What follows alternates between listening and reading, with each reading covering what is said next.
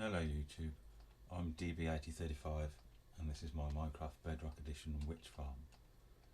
Now, as you can see, I am in creative, but all these command blocks do is disable all the other hostile mobs, or kill them off. So we've got the slime, spiders, skeletons, zombies, zombie villagers, creeper, drowned, because drowned spawning in a swamp biome is another Bedrock Edition exclusive feature.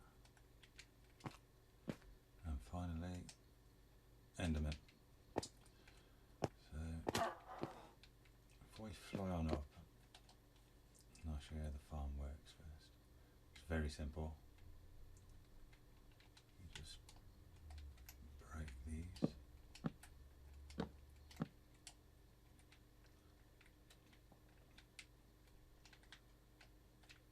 Now, the other day, Foxy No Tails released a video explaining some of the mechanics of the witch hut spawns witches.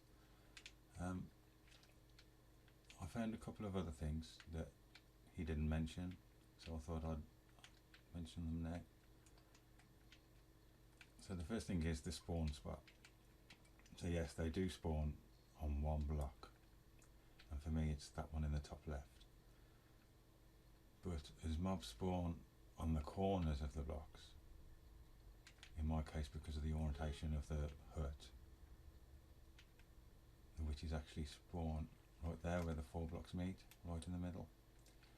So I've tried blocking off those 3 extra blocks, but that meant I didn't get any spawns at all. So the smallest spawning pad you can have is a 2x2, and like I said, the witches will spawn right in the centre there. And the other thing is that the hut seems to have a witch entity limit.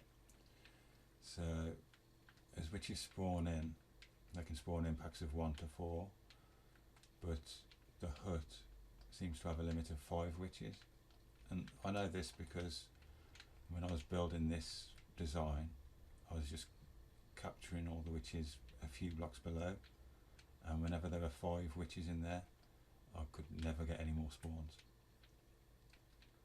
So with that in mind, I've found that the quickest, most efficient way to dispose of the witches is to just create a drop chute right where they spawn. The mechanics of this is pretty simple. Use the tripwire hooks, which come out onto a torch, which powers some pistons somewhere. There they are. So when a witch spawns, in there, trip the tripwire hooks, which will turn off the torches, which then retract the pistons, and as soon as they spawn in, they just fall straight down. And that's the basics of the farm, really. It is very efficient.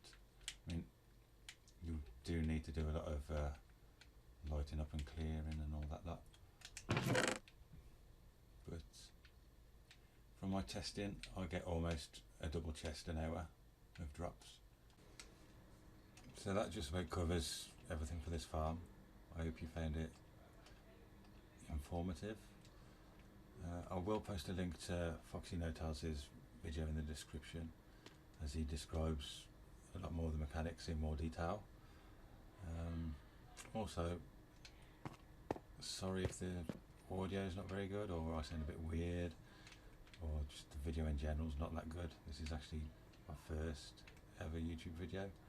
But I do want to start a Bedrock Edition Let's Play,